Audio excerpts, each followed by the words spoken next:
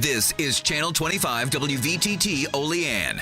Now, from the Twin Tiers' biggest broadcast news operation, this is the 6 o'clock report with Jeff Andrulonis and Alexa Olson. Listen on News Radio 96.7 WVTT or watch on News Channel 25 WVTT television. WVTT proudly presents the 6 o'clock report. Good evening, I'm Alexa Olson. Jeff Andrulonis is off tonight. The big story topping Twin Tiers evening news. A commuter ferry crashed while trying to dock in New York City earlier this morning. Witnesses say the boat was going close to 60 miles per hour when it hit the dock. Now, according to authorities, over 50 people were injured from the impact. One witness recounted the events. I happen to be sitting, but as we normally come to the dock, a lot of people do get out of their seats to wait by the door, and those people were thrown into the air and onto the ground. I was sitting in the back, and I could see from my seat about 4 people that were on the ground. One man had a nosebleed. Another woman was kind of near the door, and someone had asked if anyone knew CPR. So I couldn't see her face, but there was another woman in front of me who was laying on the ground. There were definitely many people on the ground that were not moving. As safety precautions will undoubtedly be heightened as a result of today's crash, schools are still looking at ways to ramp up their security after the tragic shooting at Sandy Hook Elementary. One local school is looking at options to keep their students safe. With more on the story, let's go live to WVTT's Valerie Tysaner, who is in the WVTT Digital Newsroom. Valerie, what can you tell us? Alexa, the images that people saw from the Newtown, Connecticut shooting are the kind that sear into your brain, and so local schools are looking at ways to make a change. Since the Newtown shooting, cries across America have been heard for stricter gun control and increased school security. Allegheny Limestone Central Schools is one in the Twin Tiers that has decided it could be time for a change. My job at this point is to do all of the preliminary background work, to find out costs, implications, and enhancements to our current system. Superintendent Dr. Karen Gielan says concerned parents have thrown many ideas her way on how to do just that, ranging from hiring a security guard to monitor everyone entering and exiting the building to fencing in the entire school. One of the ideas out there was to remove all of our windows and replace them with bulletproof glass, and to also build a door from every classroom out to the outside, and any classroom that has an outside wall. But it's not always that simple. Security changes of this magnitude requires money, and money isn't always the easiest to come by. So the superintendent says they're working within budget constraints. What is best for our community? What's best for us? And what is the best way to prepare with our means that we have at hand?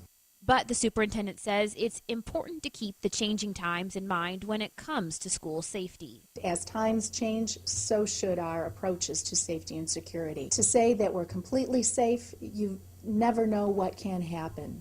So a consultant is evaluating the school. Someone who will, for free, give us an evaluation of our existing policies and procedures to make sure the students have a clear route of evacuation in the event there is an emergency.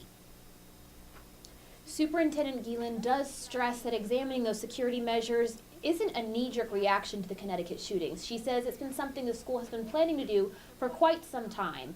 She also says, as per New York law, all the classrooms do have a way to exit other than the door in the event there is an emergency. In the WVTT Digital Newsroom, I'm Valerie Tysaner. Back to you. Thanks, Valerie. Now, to read more on Valerie's story, you can go to our website, twintiersnews.com, for all the latest. Also, check out our Facebook for all the latest breaking news you can depend on. An illegal explosive deal gone wrong, and 3 Bradford residents will answer to a federal indictment. 27-year-old Jared Major, 28-year-old John Vanyo, and 30-year-old Rochelle Judd are all facing federal indictment for possession of stolen explosives after allegedly selling a 1-pound brick of C4 plastic explosives to an undercover operative. They're also facing local charges in the incident. Those charges could be dropped and handed over to the feds, but the McKean County District Attorney's Office and federal authorities will have to discuss that issue further. A robbery at a pharmacy in Warren leads to the arrest of a Port Allegheny man. 22-year-old Ryan Bedker is facing felony robbery and trespassing charges as well as misdemeanor possession and charges after allegedly entering into Crohn's drugstore and telling the pharmacist Chris Darling he was being robbed. Now, according to police reports, the store owner handed over a package of needles and 2 bottles of morphine pills and engaged the panic alarm as Bedker allegedly fled the scene. Darling pursued the alleged theft on foot until police arrived. Bodker was jailed in Warren County in lieu of $75,000 bail. A Roulette man is behind bars tonight after a search warrant revealed over 50 large marijuana plants growing in his home. Authorities say that Nathaniel Schoen was growing pot and other drug paraphernalia when the Potter County Drug Task Force searched his home. He's being held in the Potter County Jail on $35,000 bail.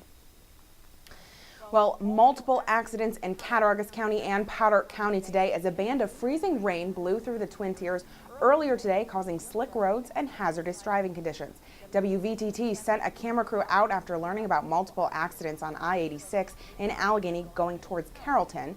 The Cattaraugus County Sheriff's closed I-86 from Allegheny State Park to Schoolhouse Road earlier because of multiple accidents caused by the icy conditions. If you're driving that way tonight, please be careful. Again, Route 219 is reportedly very icy as well. We also have reports of an accident on Route 66 in Pennsylvania at the intersection of Route 66 and Route 948.